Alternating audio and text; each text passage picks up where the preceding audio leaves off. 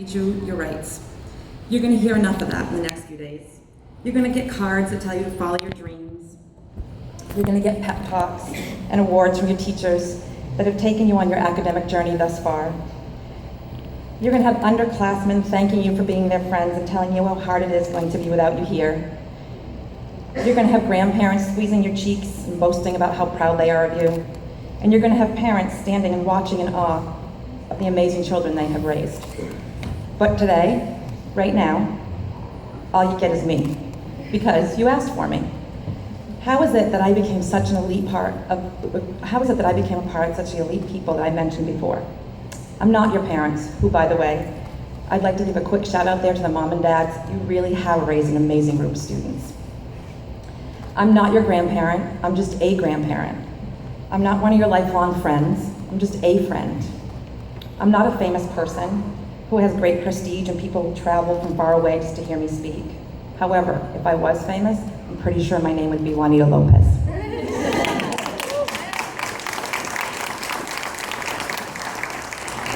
I am no rocket scientist that has lots and lots of letters after my name. I'm just me. A small town girl living 7 miles across the river in Winchester. Born and raised in a small town, graduated from a small high school with about 42 students, who sat in a gymnasium 32 years ago, yes, I'm 50, on her class day and listened to the same beat of Pop and Circumstance as my grandparents squeezed my cheeks and my parents stood back and watched their baby girl graduate. So what, I thought, can I bring to the table today? What do I want to say to you? What do I need to say?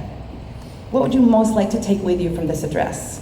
I thought, all I can tell you is what I know and what my life truths are from living in a small town. There are plenty of things I do not know, so I can't really speak to that. But here are a few of what I do knows are. And as the saying goes, take what you like, leave the rest, and thank you for having me. I figured that since we all live in a world of technology, and well, let's face it, I'm a bit technically challenged, you all know that, I'd incorporate the best form of technology I could that we can both relate to, hashtags. So, these things I know are true as told through hashtags. Number 1, where a person is from does not define them. Too often I have heard from so many of you, I hate this town, or I can't wait to get out. If I had a nickel for every time I said that when I was living in Winchester, well, I would most certainly not be living there today. Or wait, would I? I still am. As much as you may not know this right now, when you leave here, no one is going to care that you put on your resume that you live in Hinsdale, New Hampshire. No employer is going to turn away your applications because your address reads Hinsdale. Trust me, it is not the where, but the who. This town is just a small part of who you have become. It is part of your story, and good or bad, it has got you here to this point. The name of the town does not define a person, you define yourself.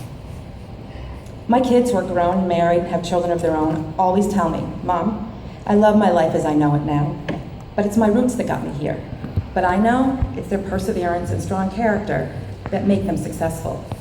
The Lego company that hired my daughter did not care that my daughter's resume read she graduated from Little Town Winchester at their high school. They cared that she exemplified a strong work ethic and had the qualities that they were looking for to make her one of their lead marketing analysts in the Lego company to date. Hashtag don't forget your roots. Hashtag don't let your roots hold you down. Hashtag let your roots grow and spread and take you great places. Number 2, you will make mistakes. Fall down, make a mess, break something occasionally. And then know that your mistakes are your own unique way of getting you to where you need to be. Almost every one of you have sat in my room in my mom's rocking chair and told me of the mistakes that you made in one form or another. Believe me when I say, your mistakes will get bigger. They will impact you in a different way than the whole I forgot my homework because I stayed out too late last night did. Your mistakes may cost you taking a college class over. They may cost you losing your job. They may cost you losing a friend or a rift with a family member. They may cost you the chance of following your dreams. But whatever the cost, believe me when I say, learn from them. I left education for 7 years because I wanted to make more money. Biggest mistake of my life, along with countless others I've made. I got greedy, I wanted the money, I wanted a nice big fancy house and a nice car and beautiful trips. But the funny thing is, even making more money didn't get me happiness. because I missed working in a school system so much that even sitting on the beach with my toes in the sand with the ocean in front of me for eternity had no meaning because I had no purpose. I made a mistake, a huge one. But the lessons I learned got me here. With you, this wonderful class was stone in my heart. So yeah, I'd say the mistakes was well worth it. Sometimes the wrong choices lead us down the right paths. And right here, right now, I know there is no place I'd rather be. J.K. Rowling said it best when she said, "It is impossible to live without failing at something, unless you live so cautiously that you may well not have lived at all, in which case you fail by default." Hashtag make mistakes, hashtag take the risk, hashtag live the experience. Number 3, your parents are right. No, really, your parents are right. That's all I've got on that one. They just are. Hashtag your parents are right. Number 4, if you can't be kind, be quiet. Just be kind. I've learned that this is not the simplest thing to do always, and as a matter of fact, I'm not always good at it. But it is one of my most valuable lessons. In no way am I saying don't speak your truths or stand up for your convictions. On the contrary, I say speak your mind until your voice shakes, but do it with kindness. There will be times in your life when you have to say something that may hurt another person. Do it gently, do it kindly, and choose your words wisely. And if you can't do it that way, well then be silent until you can. Sometimes the sound you make when you remain silent is much more powerful than the words that come out of your mouth when you are angry.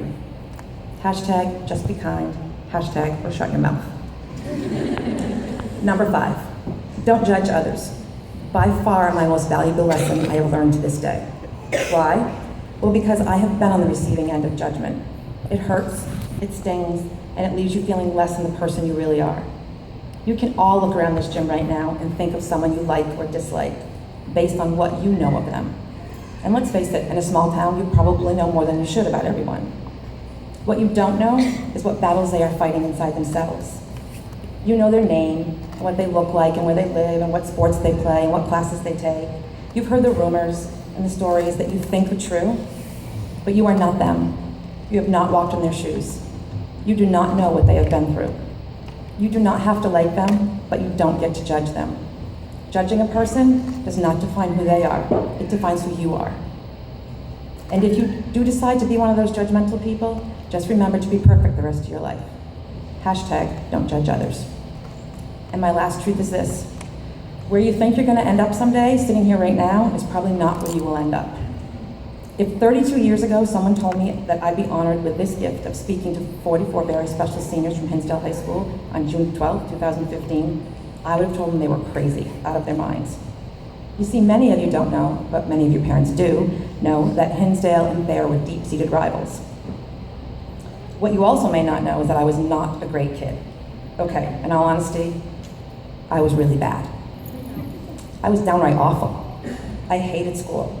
I hated Winchester, and I never ever thought that college was in my cards, ever. As a matter of fact, I'm a first-generation college graduate, the youngest of 4. But here's where we, myself and you, and all of you, are alike.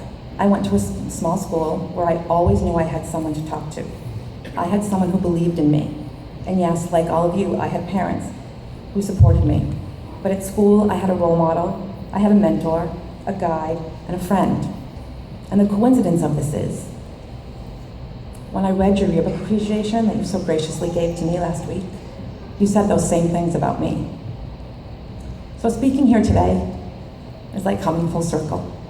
I have become to you the same person I once needed for me, to guide me, to mentor me, to teach me, and to let me sit in their rocking chair as I confessed my mistakes.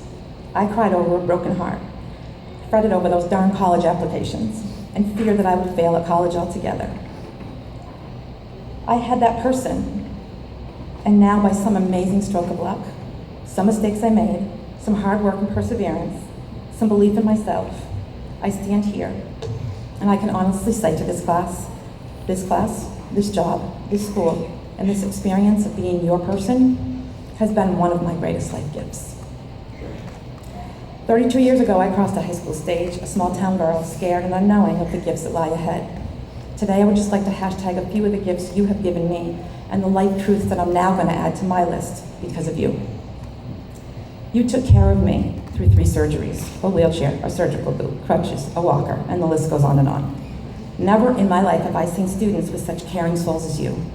You opened doors for me. You got lunch for me. You checked in on me. You always made sure I was doing what the doctor said.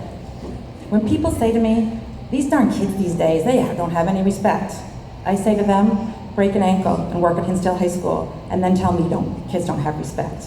They do. I have lived it. Hashtag class of 2015, you have amazing empathy.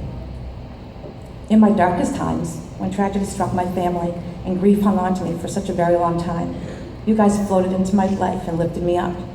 I'm pretty certain you don't even know how very important it was for me to see your smiles every day in my classroom, when smiles for me seem so far away.